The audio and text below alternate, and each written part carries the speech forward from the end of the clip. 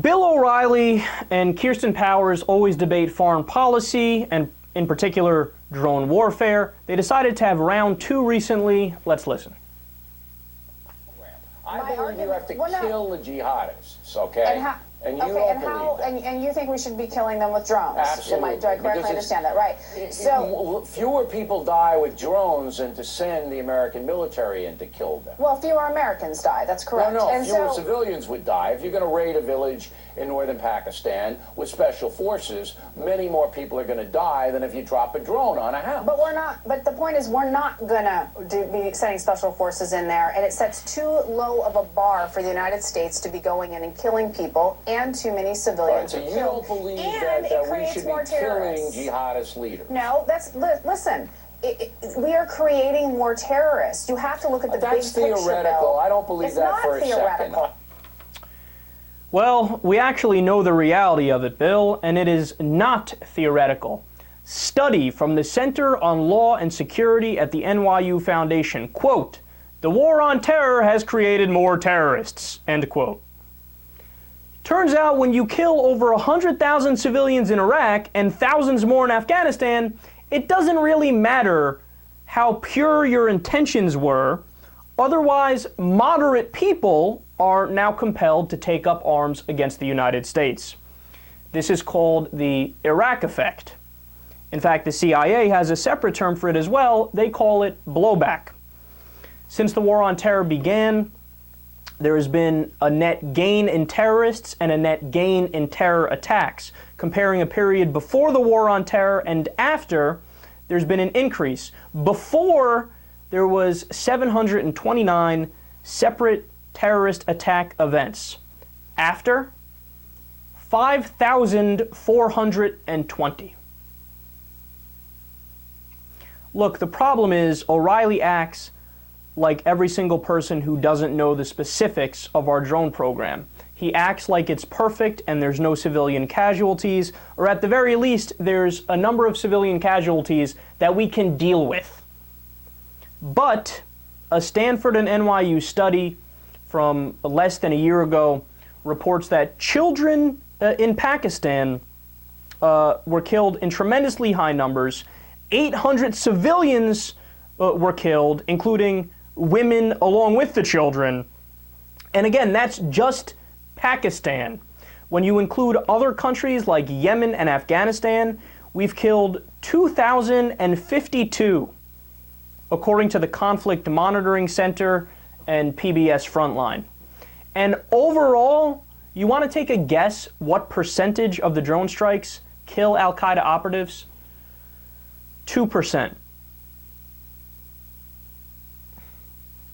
I don't know how somebody can defend a 98% failure rate. But that's just the problem. O'Reilly doesn't know the specifics. He lives in a theoretical world where he says, oh, we always get the right people because that's what the government says. Well, the government is lying to you. They go on to discuss Guantanamo Bay and due process. Let's listen. Not give people trials because of the situation you just gave. I'm sorry, Bill. War scenario. You don't hold people, Bill, forever. That's what we're doing. They're prisoners of war. They have not been given any kind of due process or a trial. You don't give prisoners of war due process. They're not. You know what? If it was somebody that was in your family, I highly doubt you would feel the same way about this. It wouldn't be anybody in my family. Right. Okay. Because why? Because they're not jihadists. But how do we know they're jihadists?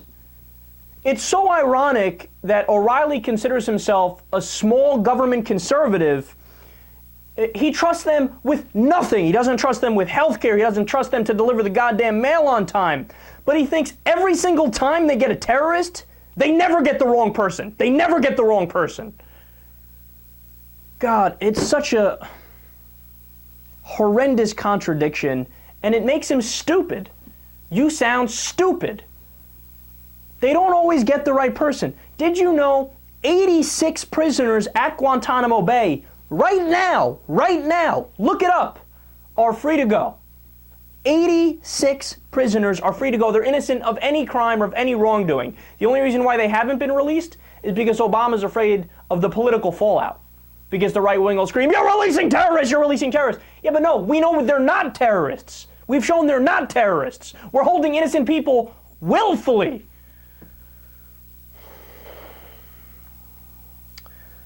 Another way that we got prisoners for Guantanamo Bay was from Pakistan. It was a deal made under the Bush administration where we paid the Pakistani government to send us al-Qaeda operatives. Now what they did is, of course, the Pakistani government shouldn't be trusted. They went out and they rounded up anti-Pakistani government protesters and they shipped them to Guantanamo and told the administration in the U.S., yeah, they're al-Qaeda guys. So we're holding people who did nothing but protest the government in Pakistan because the leaders in Pakistan told us they're al-Qaeda operatives. This is the kind of absurdity and failures we're working with in our government. And the last thing is that O'Reilly acts like it's legal and it's debatable as to whether or not we can hold people indefinitely. Not only is it illegal under U.S. law, it's also illegal under the Geneva Conventions, the Nuremberg tribunals, and international law.